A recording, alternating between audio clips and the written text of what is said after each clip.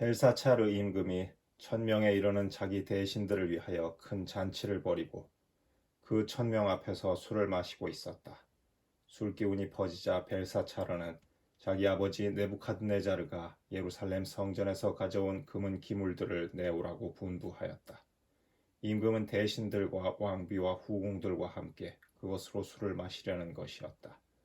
예루살렘에 있던 성전, 곧 하느님의 집에서 가져온 금 기물들을 내오자 임금은 대신들과 왕비와 후궁들과 함께 그것으로 술을 마셨다.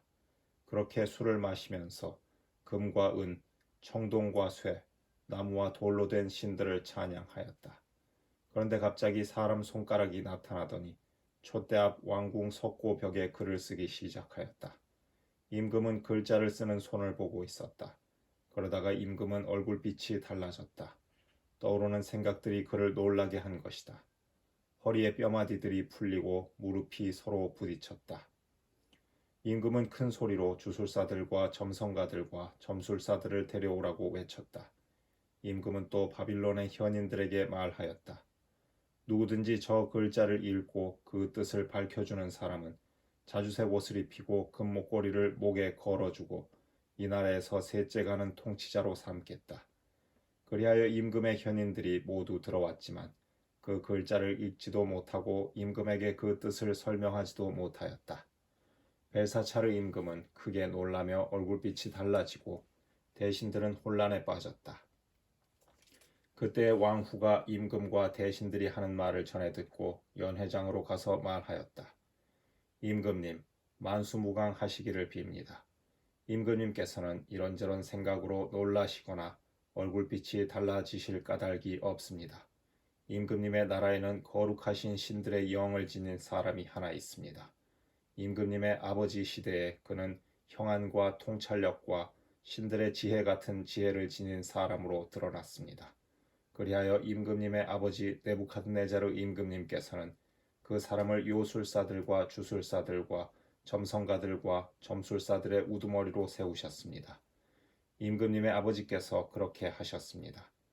네부카드네자르 임금님께서 벨트사차르라는 이름을 지어주신 그 다니엘이 빼어난 정신과 지식과 통찰력을 지녀 꿈을 해석하고 수수께끼를 풀며 어려운 문제들을 풀어내는 사람으로 드러났기 때문입니다. 이제 다니엘을 부르십시오. 그가 저 글자의 뜻을 밝혀줄 것입니다. 이렇게 하여 다니엘이 임금 앞으로 불려왔다. 임금이 다니엘에게 물었다. 그대가 바로 나의 부왕께서 유다에서 데려온 유배자들 가운데 하나인 다니엘인가? 나는 그대가 신들의 영을 지녔을 뿐더러 형안과 통찰력과 빼어난 지혜를 지닌 사람으로 드러났다는 말을 들었다. 저 글자를 읽고 그 뜻을 나에게 설명하도록 현인들과 주술사들이 내 앞으로 불려왔지만 그 뜻을 밝히지 못하였다. 또 나는 그대가 뜻풀이를 잘하고 어려운 문제들을 풀어낼 수 있다는 말을 들었다. 이제 그대가 저 글자를 읽고 그 뜻을 나에게 설명해 줄 수 있다면 그대에게 자주색 옷을 입히고 금목걸이를 목에 걸어주고 이 나라에서 셋째 가는 통치자로 삼겠다. 그러자 다니엘이 임금에게 대답하였다. 임금님의 선물을 거두시고 임금님의 상도 다른 이에게나 내리십시오. 그래도 저는 저 글자를 임금님께 읽어드리고 그 뜻을 설명해 드리겠습니다. 임금님, 가장 높으신 하느님께서는 임금님의 아버지 네부카드네자르님께 왕권과 위력과 영광과 영화를 베푸셨습니다. 하느님께서 그분께 베푸신 그 위력 때문에 민족들과 나라들, 언어가 다른 사람들이 모두 그분 앞에서 떨며 무서워하였습니다. 네부카드네자르 님께서는 원하시는 대로 사람을 죽이시기도 하시고 원하시는 대로 사람을 살리기도 하셨으며 원하시는 대로 사람을 높이기도 하시고 원하시는 대로 사람을 낮추기도 하셨습니다. 그러나 마음이 우쭐해지고 정신이 완고해져 오만하게 행동하시다가 왕좌에서 내몰리시고 영광도 빼앗기셨습니다. 사람들에게서 쫓겨나시어 마음이 짐승처럼 되셨고 들나귀들과 함께 사시면서 소처럼 풀을 드셨으며 몸은 하늘에서 내리는 이슬에 젖으셨습니다. 그러다가 마침내 가장 높으신 하느님께서 인간들의 나라를 다스리시고 당신께서 원하시는 일을 그 나라 위에 세우신다는 것을 깨달으셨습니다. 그런데 이제 그분의 아드님이신 벨사차르님, 임금님께서는 그 모든 것을 다 아시면서도 마음을 겸손하게 낮추지 않으셨습니다. 오히려 하늘의 주님을 거슬러 자신을 들어 높이셨습니다. 주님의 집에 있던 기물들을 임금님 앞으로 가져오게 하시어 대신들과 왕비와 후궁들과 함께 그것으로 술을 드셨습니다. 그리고 은과 금, 청동과 쇠, 나무와 돌로 된 신들, 보지도 못하고 듣지도 못하며 알지도 못하는 신들을 찬양하셨습니다.